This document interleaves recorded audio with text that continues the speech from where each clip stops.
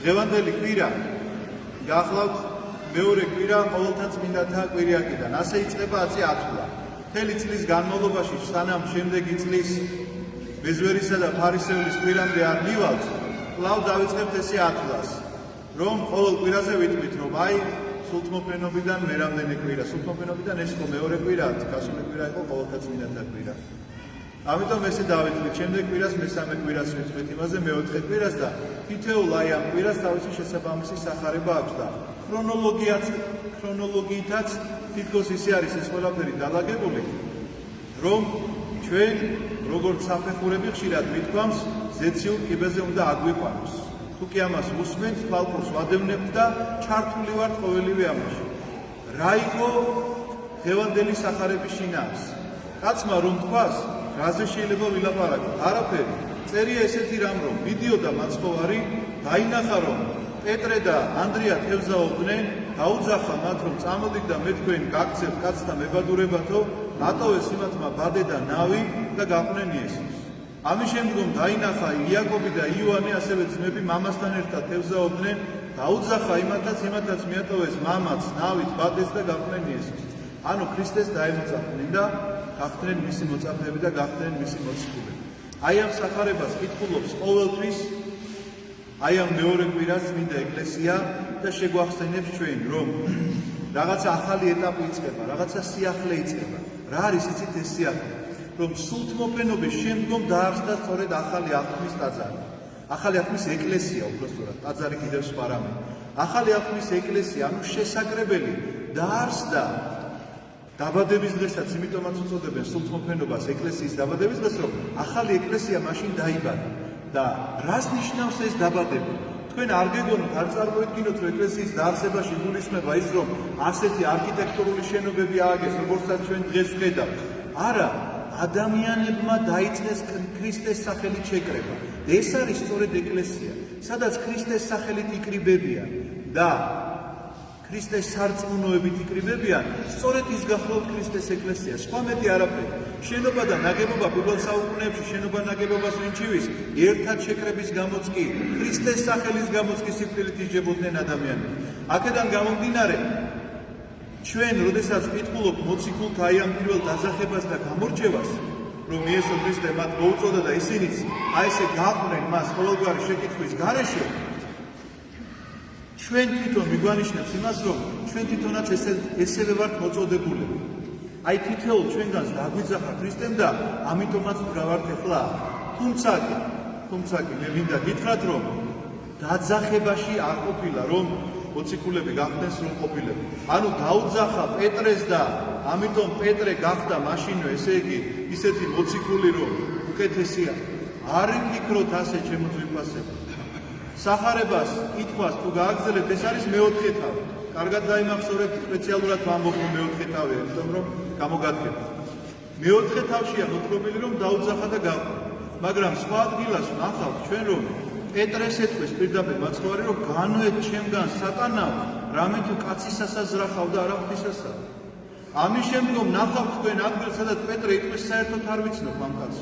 ქრისტეზე იტყვის ამას. ამიტომაც ეს სრულყოფილება მაშინვე კი არ მოსულა. აქ ლაპარაკი სხვა რამეზეა. არ იფიქროთ, თქვენ არ წარმოიდგინოთ და არ დაკმაყოფილდეთ არასდროს იმისი, რომ დაგიძახათ ქრისტე, მოხვედით აქ დადექით, რომ მორჩა დამთავრდა და საზრუნავი აღარაფერზე აღარ გადა, გარანტირებულია თითქოს და ჩვენთვის გაღებულია ზეცა და ესე პირდაპირ შევალაჯებ შიგნით ისე, რომ არავით არ ისრუნა ამისთვის. არა, სხვა რამეზე მინდა მიგანიშნოთ. და რაზე იცით? მეოთხე თავია მეთქი, რომ გითხარით სწორედ ამაზე. მე მინდა რომ მეხუთე, მეექვსე და მეშვიდე თავი აი ამ მარხვაში, მათეს სახარებისა ძალიან ხშირად წაიკითხეთ. რატომ? იმიტომ რომ ქრისტეს სარწმუნოებას ჩვენ ძალიან ხშირად ვეძახით იცით რას? რომ მე მჯერა ქრისტეს. კი, ჯერა ვამბობ, ჯერა მისი აღდგომისა. ესეც შეიძლება მჯეროდეს, მაგრამ ამისი ეშმაკსაც ჯერა, ჩემო ძვირფასებო, მან ზუსტად იცის, რომ ღმერთი არსებობს, რომ ეს ღმერთი სამებაა, მამაძე და სულიწმინდა. მან იცის ეს. ამისი აღიარება არანაირად არ არის ნიშანი იმისა, რომ შენ ესე იგი რაღაცა სათნოებით ხარ შემკული ადამიანი. არა. მეხუთე, მეექვსე და მეშვიდე თავში არის მოთხრობილი ქრისტეს მოძღვრება. ქრისტე რომ დაჯდა, და პირველი ქადაგება წარმოთქვა და ასწავლა ადამიანებს თავის მოციქულებსაც ასწავლა ის თუ ვინ უნდა იყვნენ ქრისტიანები მომავალში. ამიტომაც დაძახებული რომ ხარ, აი ახლა ის უნდა გაიგო, რა უნდა გააკეთო. ამიტომაც აიკითხეთ ეს თავები არაერთხელ და არა ისე რაღაცა ლექსივით როკით ბავშვებმა რო იციან ხოლმე ლექსის ოღონდაც ზეპირად დაიძლა შინაარსი არ აინტერესებს, იმიტომ რომ თავარია მასწავლებლამდე მიიტანოს იმას ნიშანი აქვს ხეძერი და ის რა შინაარსი იტევს ის ლექსი არანაირად არ აინტერესებს. ასეთი დამოკიდებულება ნუ გექნებათ ჩემი როგორც მასწავლებლისა რომ რაღაცა თითქოს მე მოგთხოვთ რომ ეს უნდა ჩააბარო. ეს თქვენ ცხოვრებით უნდა ჩააბაროთ, თქვენი ცხოვრების წესით უნდა ჩააბაროთ ეს სწავლება, რომელიც სწავლებაც იქ არის მოცემული. და ნახეთ რა არის მოუწოდა მოციქულებს და გითხარით რომ მოწოდებით ისინი სრულყოფილები ვერ ხდებიან, ამის შემდგომ დაჯდება მეხუთე თავი ესე იწყება რომ დაჯდა აღაღო პირი და დაიწყო სწავლება და ამბობს რომ ნეტარიყვნენ გლახაკნი სულითა რამე თუ მათი არ სასופველი ცადა. 9 ნეტარების მუხლები, რომლებსაც ჩვენ ყოველ წირვაზე ვისმენთ, აი ეს მაცხოვრის პირველი ქადაგება. ამის მერე ეუბნება რომ თქვენ ხართ ნათელნი სოფლისა. ანუ შენ, რომელიც ქრისტეს სახელით არ გიკრიბები, თუ არ ხარ ის ნათელი, გამტარი იმ სინათლისა. აი როგორც თვარეს არ გააჩნია თავისი სინათლე და მზის სხივებს ირეკლავს, სწორედ ასეთი თუ არ ხარ შენ, ქრისტეს სინათლეს თუ არ ასხივები, თუ არ ხარ გამტარი ამ სინათლისა, აბა როგორი ქრისტიანი ხარ მაშინ? კიდევ ერთხელ გავიმეორებ, ღმერთმა ყველა ჯვარი დასწეროს, მაგრამ მასე ეშმაკსაც ჩამს რომ ღმერთი არსებობს. ამიტომაც გამტარი ამ სხივისა არის არა მარტო ამღიარებელი რომ ქრისტე არსებობს, არამედ დამჯერებელი იმისა, რაც ქრისტემ უთხრა. და რა უთხრა ქრისტემ? რომ ნეტარი არიან გლახაკ. ჩვენი ცხოვრება ედრება ამას. ჩვენ შეიძლება გარეგნულად გამოვიყურებოდეთ ქრისტიანად და სახეზე სათნო ღიმილი დავთამაშებდეს, მაგრამ ვინმე რომ გვითხრას რომ შენში არანაირი სათნოება არ არის, შეიძლება გალახვეს კაცი და უთხრა რომ ასქვია არ არის შენში არანაირი სათნოება. ამ დროს ქრისტე გეუბნება ნეტარიყვნენ გლახაკნი სულითა. ეს განცდა უნდა გქონდეს. დილის ლოცვებში გახსოვთ პირველი ლოცვა, მაკარი დიდის ლოცვა, უდიდესი წმინდანია, უდიდესი მოღვაწე, უდაბნოში დაყრდებული მთელი ცხოვრება და ნახეთ როგორ ლოცვას წერს. ღმერთო გამწმინდე მე ცოდვილი, რამე თუ არ ამიქმნიეს კეთილი წინაშე შენსა. აი ვისა აქვს შეგრძნება იმისა, რომ გლახაკია სულით. აი ვინ არის ნამდვილი ქრისტიანი? იმიტომ რომ ამ ნეტარების მუხლები, რომლებიც ჩვენ შეიძლება იმდენჯერ გვაქვს მოსმენილი, რომ ზეპირად ვიცოდეთ, ჩვენ ცხოვრებაში ასე პრაქტიკულად არ გაგვიტარებია არასდროს, იმიტომ რომ ეს ყოველთვის გონია რომ ვიღაცაზე წერია. ზიარების მეოთხე ლოცვებში რო არის რომ წოდე ამ პარტავნებით სიძვით ბრუშობი და ეს ვინც დაწერა გონია რომ იმანქნა, თორე მე როგორ ვიზამთრებ მას კაცს. ჩემზე არ არის. ამას კითხულობ, მაგრამ სხვაზე გონი მესამე პირში იმას აქვს ეს ყველაფერი. და ნახეთ მაგალითი ამისა.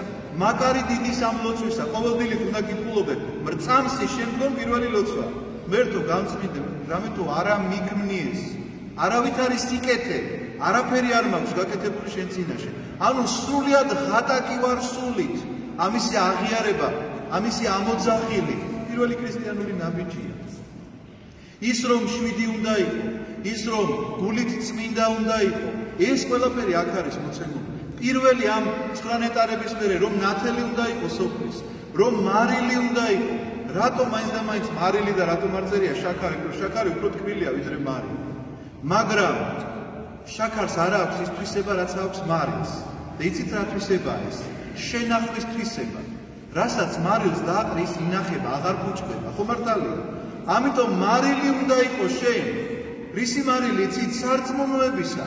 რომ ეს სარწმუნოება უნდა შეინახო გაუფუჭებელად. არ უნდა აგიხროლდეს უკაცრავად ეს სარწმუნოება. ამიტომაც მარილთან არის შედარებული და არა შაქართან, თორე საჭმელად შაქარი გვირჩევნია, ყველას ამაზე 200 არ არსებობს.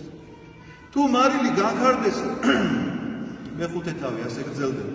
თუ ანუ მარილმა თუ ეს თვისება დაკარგა, რაღა აზრი აქვს მარილს, მაშინ უნდა გადაყარო და ფეხებით უნდა გაიტელოს, იმიტომ რომ არაფერი მისი მარილის მთელი მნიშვნელობა არის ის, რომ მას შეუძლია გემომისცეს და მას შეუძლია რომ შეინახოს. ამის მერე გრძელდება უკვე მეექვსე თავში, ჯერ მეხუთეშიც გრძელდება იქ ადამიანმა ოჯახში როგორ უნდა იცხოვროს, რომ არ უნდა იმრუშოს. თქვენი სიმართლეო ძალიან საინტერესო რამზერია იქ კვლელობაზე, მრუშობაზე, ძველი აღქმიდა ხო იყო რომ არა კაცკლა, არა იმრუშო, არა იფარო. აი ამ ცნებების ყველაფრის განმარტება არის ქრისტიანული თვალსაზრისით, რომ მოწოდებული ხარ ქრისტემ რომ დაგიძახა, აი ახლა კეთილი ინებე და ეცნებები ისე გაითავისე, არა მარტო ბუკვალურად როგორც იქ წერია, არამედ გაიშინაარსე რას ნიშნავს. და პირდაპირ წერია, თუ თქვენი სიმართლე არ აღემატება მეზვერეთა და ფარისეველთა სიმართლეს, ვერ შეხვალთ სათესასწორებელში. იცით ეს რა ძნელი სიტყვებია ჩემთვის, იმიტომ რომ მეზვერეები და ფარისევლები თქვენ ცუდი ხალხი ხო არ გონიათ. ყველა სიტყვას, ჯულისას, თითოეულ სიტყვას ძალიან მკაცრად ინახავდნენ. როგორ შეიძლება ჩემი სიმართლე აღემატებოდეს იმის სიმართლეს? ნახეთ როგორ უნდა აღემატებოდეს, აქვე ამ ცნებაშია, ქრისტეს ცნებაშია მოცემული. გიწერს პირდაპირ, განამარტო არ უნდა იმრუშო, როცა წერია რომ არა იმრუშო.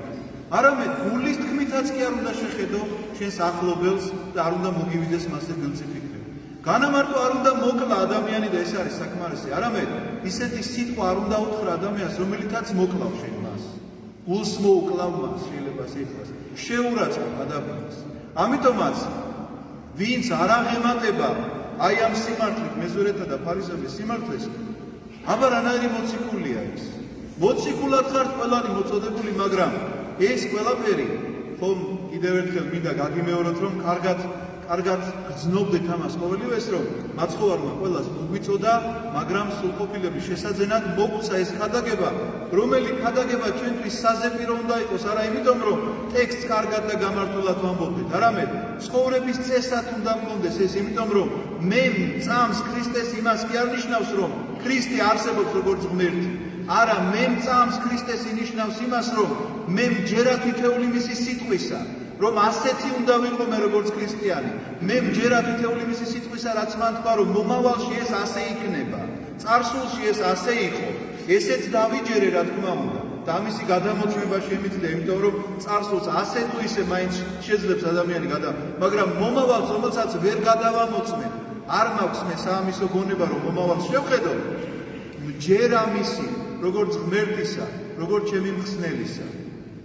ამიტომაც ჩემო ძვირფასებო, იფიქრეთ ამ თემაზე, რა არის ქრისტეს სარწმუნოება და რა არის მისი დაჯერება, რომ სარწმუნოება არანაირად არ კმარა, მისი დაჯერება აუცილებელი, რომ გჯეროდეს და გწამდეს, რაც მან თქვა, ყველაფერი ზუსტად ისე იქნება.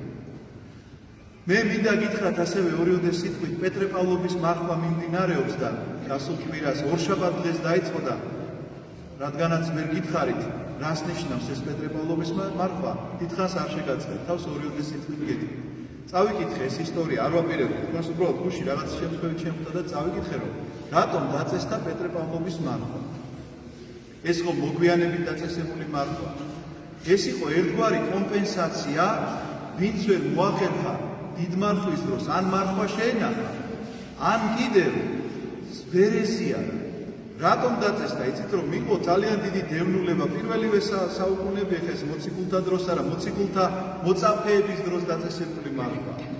მაგალითად იპოლიტე რომაელი წერს ამის შესახებ, რომ ვინც ვერ მოახერხა ეს საათქობი მარხვა, მან სულთმოფენობიდან ერთი კვირის შემდგომ იმარხულოს პეტრე პავლოვამდე და ანუ რაღაცა ამ სიტყვებზე, მაგრამ იმარხულოს მარტო მან კი არა, ვინც თქვათ ვერ შეინახა დიდი მარხვა, არამედ თანაგრძნობის გამო ქრისტიანები, ვისაც ნამარხულები ჰქონდა, ყველამ ერთად გადაწყვიტეს, რომ მემარხულად, მაგრამ თვითონ ეს სიტყვა ძალიან მომეწონა, ჩვენთვის შეიძლება ერთი წლის უკან გაუგებარი ყოფილიყო, რომ იმ მარხვა არ შეინახა და რატო არ შეინახა? აი შეიძლება გითხრა, რა გიშლიდა ხელს? ან თქვა, რატო არ მოხვედი, რატო არ ეზიარე, მაგრამ ისეთ ცხოვრებასაც მოვესწარით, რომ ნამდვილად იყო ამისი ესე იგი საშიშროება, რომ ვერ შეგენახა საერთოდ მარხვა. ნამდვილად იყო იმის საშიშროება, რომ ვერ მოსულიყავით. ამიტომ არავის არ შეგეშინდეთ, რომ გეუბნებით იმას კი არ გულისხმობს, რომ არაფერი განსაცდელი არ გვექნება. არა, განსაცდელი შეიძლება კლავაც იყოს, მაგრამ არ შეგეშინდეთ იმისა, რომ ეკლესია თქვენ ამას ოდესმე დაგაყვედრით და გეტყვით, რომ აი მე ეს რა ქენდა, რატო ქენი. ყველა ადამიანს ერთნაირი ძალები არ აქვს. ფიზიკურად ეხლა ის რო გაიქცევა ვიღაცა შავლაყაძე რო გადახდებოდა ევროპის ჩემპიონი, მე იმდენს ხო ვერ გადავხდები რა. ამიტომაც ყველას თავისი როგორც ფიზიკური ძალები, ასევე სულიერი ძალები. ამიტომაც ეკლესია წარსულს არასოდეს არ ახსენებს ადამიანს. წარსულს რომ ახსენებდეს, მაშინ ჩვენ გამოდმებით ამაზე უნდა ვილაპარაკოთ, ცოდვებზე უნდა გელაპარაკო, აი შენ რომ მე ჩაიგინე, არა, ის რაც იყო წარსულშია დამთავრდა. მომავალზე ლაპარაკობს. ეკლესია არასდროს არ ითხოვს ცოდვილების დასჯას, იცით? აი, წმინდანებთან არასდროს არ არის იმის ლაპარაკი, რომ ის რახეთ როგორ უცოდვებია, რატომ არ იჯებიან და ან როდის დაიჯებიან. წმინდა მამებთან პატერიკებში წერია, რომ ვინც ამას ლაპარაკობდა, უთხრა ერთმა მამამ, რომ გაჩერდით ეს ეშმაკისგან არის. თქვენო ილაპარაკეთო იმაზეო, წმინდანებს რა ხვედრი ელოდებათ 60-შეშიო, როგორ გაიხარებენ და როგორ გაბედნიერდებიან. ამიტომაც ჩემო ძვირფასებო, არ შეგაშინოთ ამან, მერე რა მოხდა? ვიღაცამ დაუჯერა ოჯახის წევრს, რომ არ შეიძლებოდა გარეთ გასვლა. ვიღაცამ მართლა ვერ შეძლო ფიზიკურად, ვიღაცამ იმიტომ რომ ფეხით იყო სასიარულო ტრანსპორტი არ იყო. ამიტომაც ეხლა ყველაფერი სანამ გახსნილია და სანამ გვაქვს ამისი საშუალება, არ დაიზარო, იმარხულეთ, მობრძანდით და ეზიარეთ, რომ ხვალ რა იქნება არავინ არ ვიცი.